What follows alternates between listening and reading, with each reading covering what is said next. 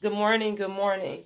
I wanted to talk to you today. I wanted to bring a presentation on post-traumatic stress disorder and and complex post-traumatic disorder, which is known as PTSD or C-PTSD.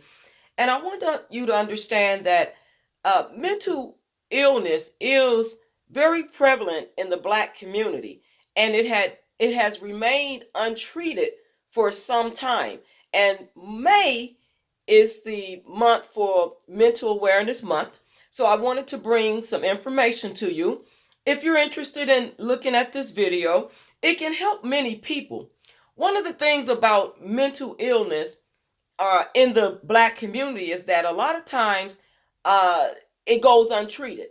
And post traumatic stress disorder not only comes from the military, serving in a war zone, or sexual assault in the military, but uh, children can develop PTSD at a young age when they have suffered traumatic experiences, molestation, sexual assault, rape, at the hands of usually it's a family member that's close to them, someone they know that have threatened their life and told them they better not tell, they better not ever say anything.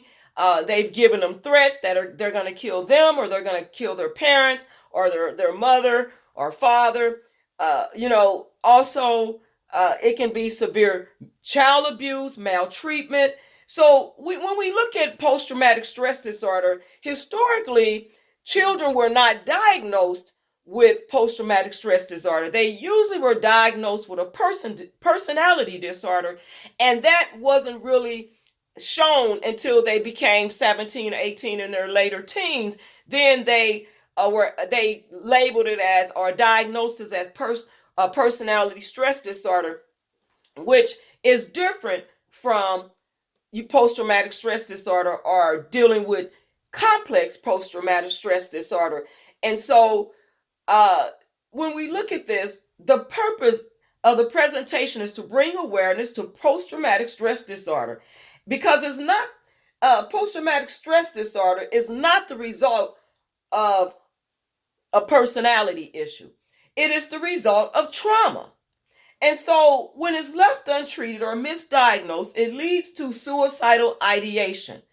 And back historically, they would treat the suicidal thoughts and behaviors, but never the actual symptoms that led to the suicidal thoughts and behaviors.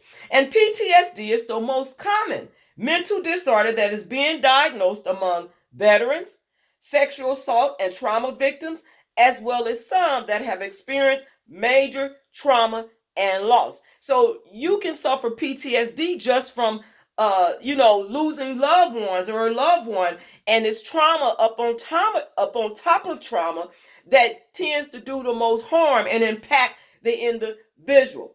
It also has to do with child abuse, and child maltreatment. And so PTSD symptoms play an important factor in suicidal ideation, and it can lead to suicidal behaviors that disrupt and interrupt a person's life and family relationships. PTSD is the result of trauma, not personality, that has many symptoms such as anxiety, depression, anger, disengagement, insomnia, behaviors, and attempts of suicide or the act of suicide. PTSD can start as early as adolescence and continue throughout adulthood, depending on the trauma the victim experiences. There are various predictors that have been identified, such as childhood trauma, lower education levels, female gender issues, as well as issues in ethnic and minority psychiatric and psychopathology therapy. This can hinder the development and cognitive learning when the parents or family are unfamiliar with symptoms of PTSD and it remains untreated. When clinicians first treat a client, it might be assumed the person is suffering from a personality disorder, which is according to the APA.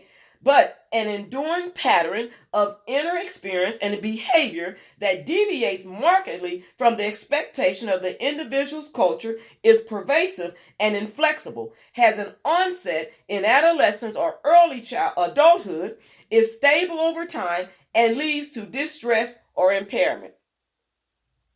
This can delay the appropriate treatment when the victim is diagnosed incorrectly and the patient is discharged.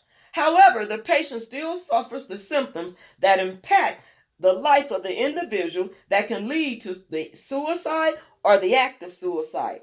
It is important to treat the symptoms to decrease the risk of suicide. Okay, and so then you do kind of like a literature review on post-traumatic stress disorder, and there's anxiety and severe depression and distressing dreams and wanting to avoid it, and physical thoughts and tension, uh and you've had people in military combat zones, and there could be emotional distress, abusive thoughts, and abusing yourself or others, and headaches, and it's a lot of these things that go on with post-traumatic stress disorder, and it plays an important factor in suicide ideations when left untreated. It's a common mental disorder that has many symptomatic variables that can disrupt a person's life, break down interpersonal, family, social relationships, and lead to suicidal behaviors, thoughts, and the acts of suicide before being diagnosed. Furthermore, post-traumatic stress symptoms are poorly understood and can be highly misunderstood. Lack of a support system, untreated symptoms, experience excessive trauma, and hopelessness. The individual can find it difficult to explain why they feel hopeless, which can lead to suicidal ideation, anger, isolation, suffer withdrawal, and give up things they used to enjoy.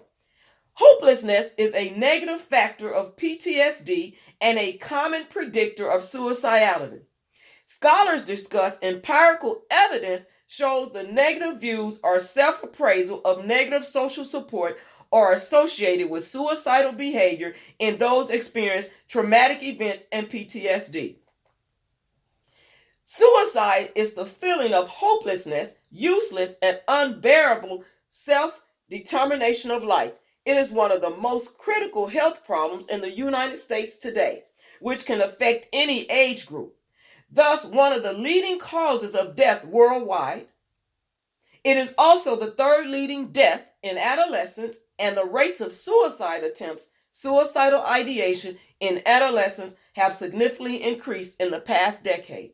There is a growing number of studies that suggest that the frequency of suicidal thoughts, plans, acts is greatly increased by the experience of psychological trauma. And there is a relationship between PTSD and suicide. Scholars suggest the most recent findings there is a strong positive association between PTSD and suicidal behavior, irrespective of various variations across the studies as the target populations and the type of trauma that led to a PTSD diagnosis. Furthermore, Panigiotti et al. States there is evidence the subthreshold PTSD is associated with a comparable levels of impairment and risk for suicide with a full diagnosis of PTSD. Researchers suggest there is a positive link between the experience of suicidality and a history of physical and sexual abuse in adolescence.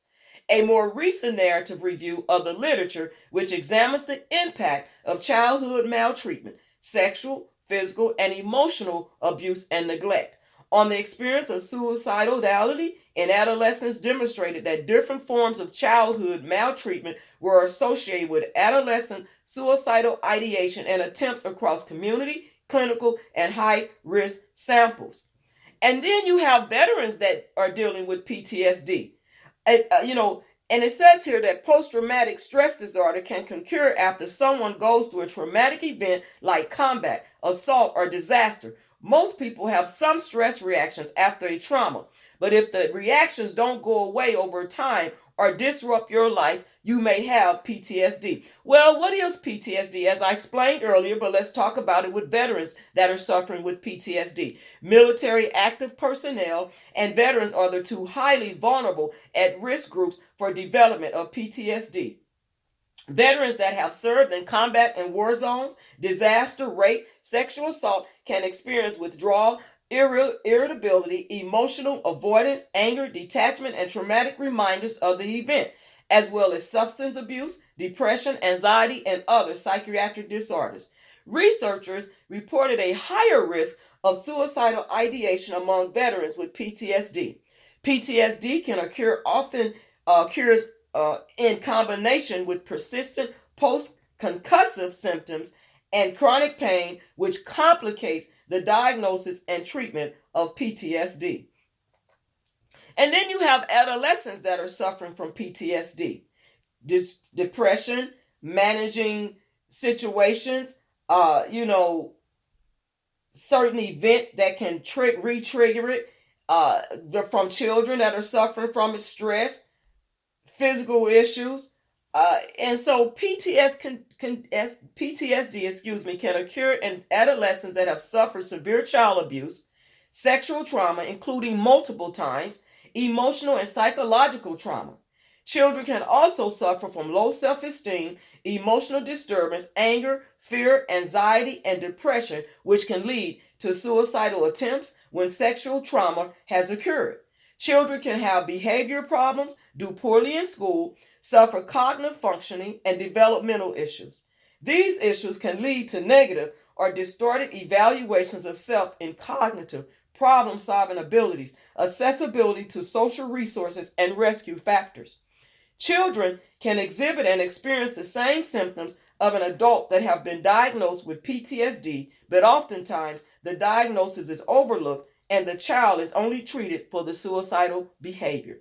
It is important for therapists to understand whether a diagnosis of PTSD increases the risk of suicidality in adolescents could lead to a better predictive models of suicidality in adolescents and more fruitful preventative interventions. You have PTSD and sexually abused survivors. You have disorder, tension, nervousness, depression, maybe a bad temper, fear, depression, despair, agitation, insomnia, having trouble sleeping, scared, headaches, loneliness, negativity, mood swings, overwhelmed, fatigue, panic, withdrawal, frustration, worry. There are many symptoms of sexual abuse survivors, such as fear of relationships with others, interpersonal issues, sexual acting out, depression, which include PTSD, withdrawal from society, loss of interest in daily life activities, anxiety, high stress level, unable to manage self-control, easily angered and agitated by minor things that are usually ignored. The person can also feel a sense of loneliness and a negative sense of self. The results of these symptoms vary from one person to another and can have long-term effects.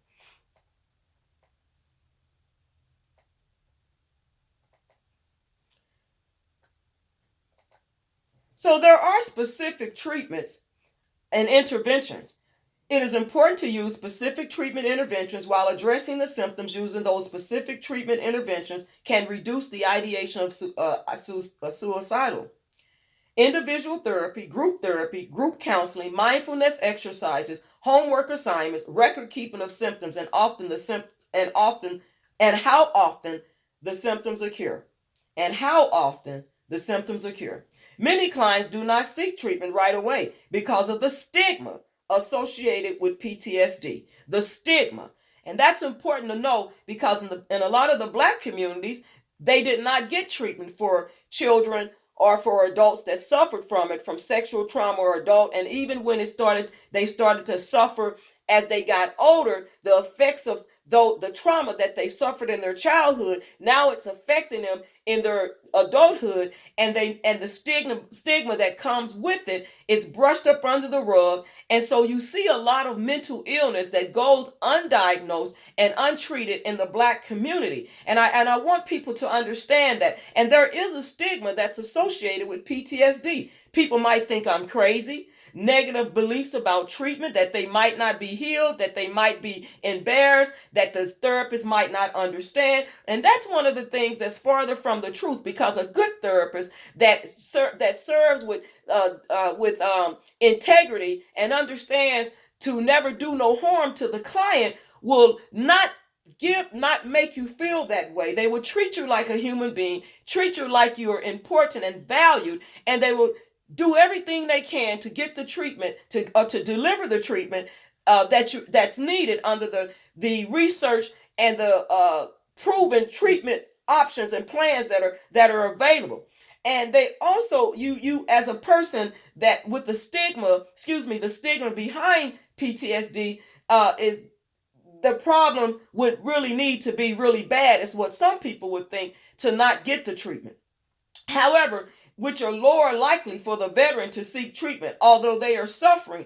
And that goes for others too. And there are veterans that will not get treatment, and there are even an upper age now that are suffering and still have not received or been diagnosed with PTSD treatment. But it's not just veterans, as I stated. So I want to make it very clear. It's not just veterans that suffer from PTSD. It is children, it is adults from different type of situations and issues, that life circumstances that I've already addressed. But when treating a client with PTSD, it is important to find the root of the problem. And that's the important thing, is getting to the root of the problem. And even with the suicidal thoughts and ideations, you have to go back to the root of the problem and treat the symptoms of the PTSD. That way you can decrease the risk of suicide in that person that's been having suicidal thoughts, and even the attempt of act of suicide. And so some interventions that have been successful is using a survey or questionnaire to obtain information to complete a thorough, informative evaluation. So when a client comes into the office, you want to use a survey or a questionnaire to obtain information. That's through the informative evaluation process. And when the client starts experiencing the symptoms, when did they start experiencing the symptoms?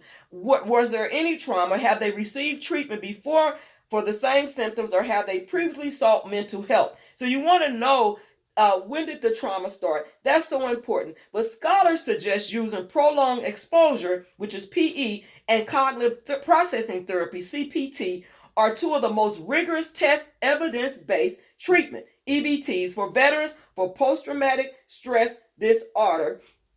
And it should be used for first-line trauma-focused psychotherapies for the treatment of PTSD in veterans. But it also can be used when it comes down to treating other individuals, because PTSD individuals have a perceived defeat that involves a perception of failed struggle and feel powerless, resulting from the loss or significant disruptions of social status, identity, or hierarchical goals. Sexual assault victims and survivors can have complex issues from the sexual trauma that can vary in intensity, duration, and the extent of the trauma. And that's where you have, when I say complex, the complex C-PTSD. Gilbert describes three main classes of events with the potential to reduce perceptions of defeat. One of them is a failure to attain or loss of value, social, and material resources. 2, social put-downs or attacks from others.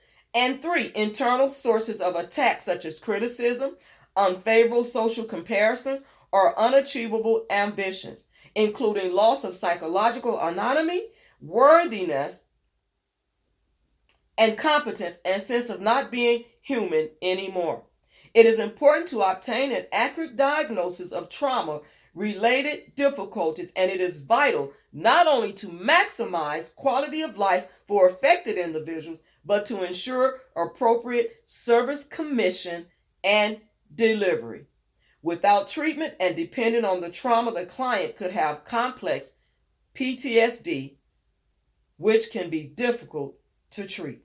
And when you're dealing with the PTSD and complex PTSD symptoms, there could be a sense of threat, avoidance, re-experiencing, under the PTSD. And for the C-PTSD, internal disturbances, negative self-concept, affect dysregulation, sense of threat, avoidance, and re-experiencing. And even after treatment, clients can still, or victims or survivors can still have a relapse. It doesn't mean they cannot live a normal, fruitful life as much as possible, but there can be a relapse, and there can be things that trigger the client or the survivor or victim, and they can go back into therapy. So it's good to always know that therapy is available. But having the faith integration, weeping may endure for a night, but joy comes in the morning, and we have to trust in him. God is close to the brokenhearted. Psalms 34:18. And so we as professionals, helpers, must always, and psychotherapists and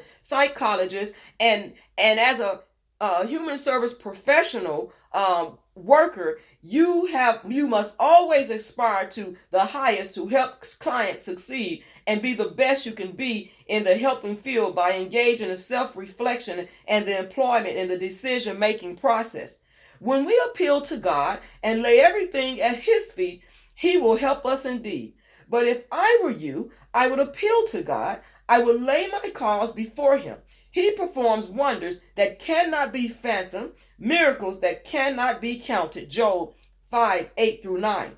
And as a helper in the helping field, for whoever you are that are out there, as human service professionals, psychotherapists, psychologists, whoever you are, psychiatrists, you are charged to employ the values and avoid hurting the client. And it says in Psalm 75, I am afflicted and needy. Hurry to me, God. You are my help and deliverer. Lord, do not delay. See, many are afflicted and needy, but only God can truly deliver us from the issues that trouble us. And don't be afraid. Thus says the Lord, I am here. 1 John 4:18. Then the helper must be aware when there is a need for self-care, rest, enjoyment, prayer, and spirituality in order to help their clients receive the best care. Helpers must also realize their limitations and not practice out of the scope of their ability. And one of the things I want to say for a moment, that a lot of people are out here speaking on things that they really don't have a lot of information on. They hear stories and they take it and run with it, and they make up things and they speak as if they know and they're intelligent about it, and they're really misleading people. And if if you don't have a degree in human services, or you are not a licensed psychotherapist or psychologist, or you don't have any certification in it, then I think it's important to not mock other people, to not laugh and speak on things that you may not have knowledge about, only maybe someone else's story. But everyone's story is different when it comes to PTSD and C-PTSD. And so I think it's important that if that is not your practice and that's not your discipline or your job function, that it's important not to practice out of the scope of your ability. And it's important not to put out false information, because there are people that are truly suffering from PTSD and C-PTSD and making a mockery of real victims and making up stories about other people that but making a mockery of real victims and saying things about victims or survivors in general is very inappropriate. It's inconsiderate. It's a violation of a lot of HIPAA laws if you're trying to speak on specific individuals. It's just not the thing to do. It lacks integrity. It lacks compassion. It's actually kind of evil, and it's definitely a person that doesn't show a heart to love others and to be able to help others in time of need. And you never know who's watching or listening to these channels that are seeking some real help and being misled by misinformation. They're being misinformed by false information. And so it's very important that you understand that when you're out here speaking on platforms and social media and putting information out there, that is accurate information, and to do your research. And I can bring this information to you with confidence because I've done my research, and I have a lot more research on this subject matter because I've done extensive research on PTSD and C-PTSD, which this is just really a small summary of what I'm bringing to you. And so it's important to understand I have a lot more research that I've done, and I will give the people credit at the end of this presentation or this video that I'm doing. But I wanted to stop and say something, because practicing out of the scope of the ability when you don't have, a formal education, or, you've not done your research. And let me be clear, because some people can do research on subjects and do a good job, but that's not their discipline or their field of expertise, but they do a good job. So all I'm saying is to be very careful, have a heart of love as God expects us to.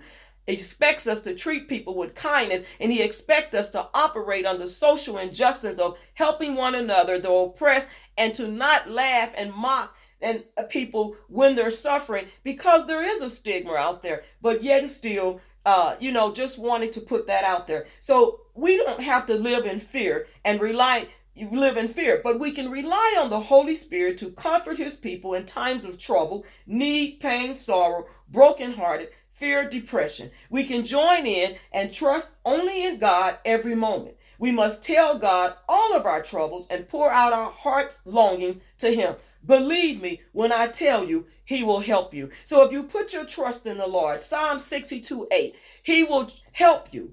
He will help you, get back to a place where you belong in the presence of the Lord. Put your trust in him and pour out your troubles in him and your heart belongings. And then we want to clear the way to take back our life, because when victims and survivors have suffered trauma and losses and disaster and war zones and sexual assault and MST and rape and childhood trauma and mistreatment and abuse and molestation, we want to encourage victims and survivors to get back to taking your life back, clearing the way to take back your life. So it's time to start loving yourself. It's time to start getting back to the hope that God has already given us. And so never give up. Learn from yesterday, live for today, and hope for tomorrow. That's a quote from Albert Einstein. And living with PTSD, take back your life, getting back in the driver's seat. Never give up. Get back in the driver's seat. Sometimes you're in that passenger seat and you're riding along in a vehicle and you start to brake, as if you're braking, because you get afraid that the driver is not going to stop. So you got to take back your life and get back in the driver's seat. Clients are encouraged to create a safety or rescue plan before thoughts of suicide happen by listing a local family member or friend's phone number at an address. Access to the National Suicide Prevention Hotline at 800-273-8255, because I don't know who's listening, who's going to watch this video, but if you're going through something, this is the information. Or maybe a trip to the emergency room or an urgent care when the stakes are high.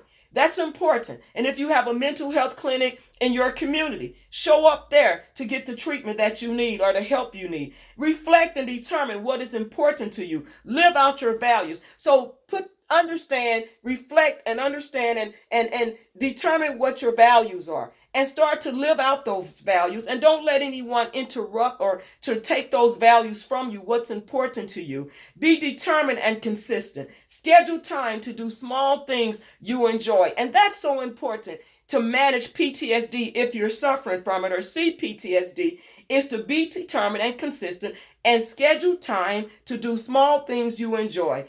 Gain social support from reliable friends and family you can trust, not false friends, not people that are just out for their own good, not people that are selfish, that are only about their own agenda or promoting or furthering their own agenda.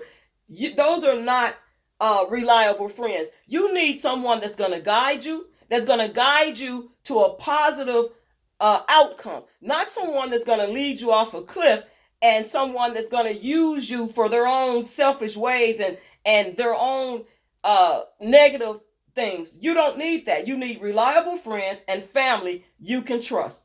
Be positive and remove negative self-talk and negative people in your life. Remove those things. Believe and have hope in all things through Christ Jesus that strengthens us. Philippians 4:13. And then defeating PTSD. Fight back and rescue the life that is on the line today, yours. And that's one of the things, is that rescuing the life that's on the line. It's your life that's on the line, and you got to rescue it from the things that you have suffered and the things that's going on. And if you are a person that has suffered or suffering from it, uh, removing yourself out of the negative realm of things, because we see today a lot of negative stuff that has happened in society, and social media platforms are being used to promote negativity and assault on people's character and violence. And we're dealing with, and I want to say this, we're dealing with a different type of culture. We're dealing with a different type of dynamic of people and their thought processes. We're dealing with people that really don't understand the Old Testament and the social justice of what God expects from us. They don't understand that, and they think that God came to abolish the law, and no one wants to go back to the Old Testament and see about what God was saying that we ought to do. But see, God, he didn't come to abolish the old law in the Old Testament. He came to see it fulfilled. And so the social injustices of what he was telling us, how we are to treat people, so that we can give and show social justice, not be injustice towards people socially, but to show social justice. There's a difference between social justice and social injustice. And he knew that there would be a lot of social injustice. So he gave us things, he gave us scriptures, and he gave us things that that he expects us to do. And so we got to take back our life if it's online. And I'm not sure who you are out there. So I hope that this small presentation, short presentation, will help somebody today. It will help deliver someone, and that they will go get the treatment that they need if they're suffering. And don't worry about the stigma, because it's your life that's on the line, and you have to fight and rescue your life, because that's your life. And so when an individual can live out their values with consistency, the person can become a high functioning individual. But it does not mean the person cannot have relapses. There are other remedies that can assist in helping with suicidal thoughts, such as prayer, reading a favorite scripture, listening to music, singing, praising, worshiping, performing mindfulness exercises, going for a walk, a run, jog, and participating in hobbies, things that you love or value. It is important to maintain consistency while living with a PTSD diagnosis and a history of suicide behaviors. A good support system is needed to function and maintain a healthy balance. I contend a person can live a normal life when PTSD symptoms are treated. It decreases the risk of suicide and seek ongoing treatment when needed. And so let me just tell you the references of Boffa, Tareki, Smith, investigating the role of hopelessness and the relationship between PTSD symptom change and suicidal, the Journal of Affective Disorder, Sharney, Child, Jakubovic, Federico, Gettner, Bayer, Riggs, Phillips, Bowie, Simon, Psychological Trauma Theory, Research, Practice, and Policy, Elliott, McKinnon, Dixon, Boyle, Murphy, Dom, Travers Hill, Archibald Smith, Delgishi, Miser, Stedman, and Hitchcock. Prevalence and predictive values of the ICD-11 post-traumatic stress disorder and complex PTSD diagnosis in children and adolescents exposed to a single event trauma. That's the Journal of Child Psychology and Psychiatry. Gates, Holoka, Basterling, King, Mark, Rosen. Post-traumatic stress disorder in veterans and military personnel. Epidemiology, screening, and care. Case recognition, psychological services. Groves, exploring issues related to PTSD versus personality disorder diagnosis with military personnel. Journal of Human Behavior in the Social Environment. Parsons and Dickerson, ethical practice in the human services, from knowing to being. Steinert, Hoffman, Legenrig, Cruz, the course of PTSD, naturalistic longer-term studies, high variability of outcomes, a systematic review, Nordic Journal of Psychiatry, Wilkes, Moreland, Dillon, McIntosh, Blakely, Wagner, and Elbogen. Anger, Social Support, Suicide Risk in the U.S. Military Veterans, Journal of Psychiatric Research, and then Zastro and Kirst Ashman, Understanding Human Behavior and the Social Environment, 10th edition. So what I want to say to you is that this is research that I have completed. I have done this research, and I want you to know that anyone that's out here suffering from PTSD and C-PTSD, I encourage you to seek help, even have a good social support in place, so that you can get the treatment that you deserve. And there's many compassionate psychologists and psychotherapists and human service workers out there, counselors that will help you. They want you to succeed. Again, it's your right to self-determination, autonomy. But again, we vow in the human services profession to never do the client no harm and to be the best that we can be in the service delivery. So I pray for each and every one of you today. I pray for the ones that are suffering, that have suffered, that are going through relapses, that are seeking treatment, that are going through treatment, or the ones that have not. I pray for the families that are dealing with someone in their family that have suffered or suffering. I pray that God will bring you together to reconnect, reconciliation, that you will be a good support system for your loved one that's suffering. And then I pray for the ones that have made a mockery, the ones that are joking, laughing, making a mockery, bringing up false allegations against others, ones that are speaking on things that they don't know. I pray that God will redirect your spirit and your heart. I pray that God will turn the things that you're doing that are not of God, that are not healthy and hopeful for people that are truly suffering. I pray that God will remove those things out of your heart and place love in your heart, that he will take away that stony brick heart and place love in your heart, so that you can see things the way God sees them and not the way you see them. I pray that you will lean towards God's understanding and not your own. I pray that if you have suffered things like that in your childhood, that you will receive the help you need to be able to live a more positive, excellent way, not live a way that's threatening to kill others, threatening to incite violence upon others, and use females to do your dirty work. I pray that whatever that you have suffered in your childhood, that you will seek the help that you need. And again, I pray for each and every person today, and throughout, because one of the things is God is love, and he loves everybody. And we just have to take care of one another and remove ourselves from negative situations that will cause us stress, that will cause us harm, and will cause us to carry around toxicity and negative thoughts within ourselves. So I pray on today that you will share this video, like and subscribe to the channel, share the video, like the video, because this is some very important information that can help others. So be blessed on today. God bless you all, and I hope that you have a beautiful weekend. Thank you all for listening and tuning in.